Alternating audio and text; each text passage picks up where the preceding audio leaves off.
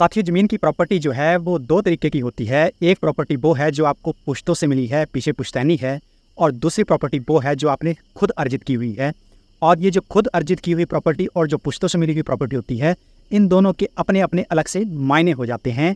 और जो पुश्तों से मिली हुई प्रॉपर्टी होती है उसको आप जो है वो डायरेक्टली जो है वो किसी को ऐसे ही सेल नहीं कर सकते हैं, क्योंकि उसमें जो है वो आपकी जो आने वाली जो नस्लें हैं उनका भी प्रॉपर हिस्सा होता है। और उन सब चीज़ों में जो है उसकी जो है खरीद फरोख्त के ऊपर थोड़ी सी कंडीशंस हैं। साथी नमस्कार, मैं हूं नवीन शर्मा और आप देख रहे हैं हिमाचल टीवी, और इस तरह की जानकारियां मैं आपके साथ लेते आ रहा हूं। अगर आपने मेरा चैनल सब्सक्राइब करके नहीं रखा हुआ है तो आप हिमाचल टीवी मेरा ये चैनल है, इसको जरूर सब्सक्राइब करिए। तो चलिए आज का जो ये डिस्कस का मुद्दा है इसको शुरू करते हैं। देखिए, मुझसे बार बार ये पूछा जाता है कि ये जो प्रॉपर्टी है इसमें अगर इसका हस्तांतरण करना होता है तो ये कितने प्रकार से हो सकता है।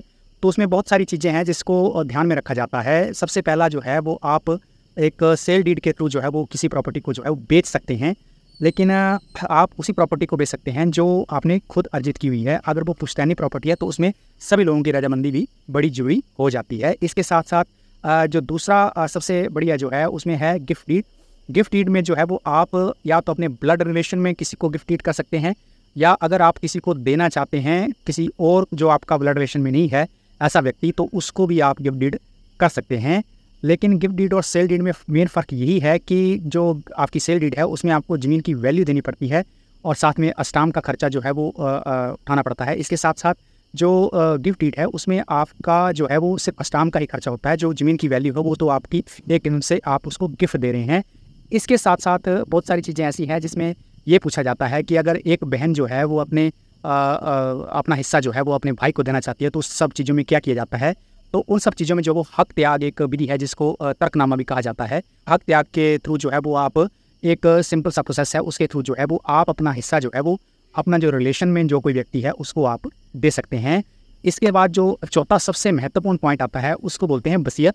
और ये जो वसीयत होती है इसको आप जो है वो आपके जो आप वसीयत तो कर सकते हैं, लेकिन जब आपकी मृत्यु हो जाएगी तो उसके बाद ये चीज़ इम्प्लीमेंट होती है।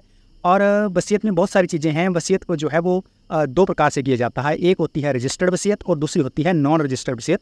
और ये दोनों ही तरह की वसीयतें जो है वो एक तरह से जो है वो मान्य होती हैं, और दोनों की तरह की ये जो वसीयतें हैं इनको बराबर जो है चैलेंज भी किया जा सकता है। लेकिन वसीयत का जो सबसे बड़ा बेनिफिट ये है कि इसको आप रिवोक कर सकते हैं। इसको जो है आप सुधारना चाहे तो सुधार भी सकते हैं। इसके साथ साथ इसको आप कैंसिल करवाना चाहें तो कैंसिल भी करवा सकते हैं।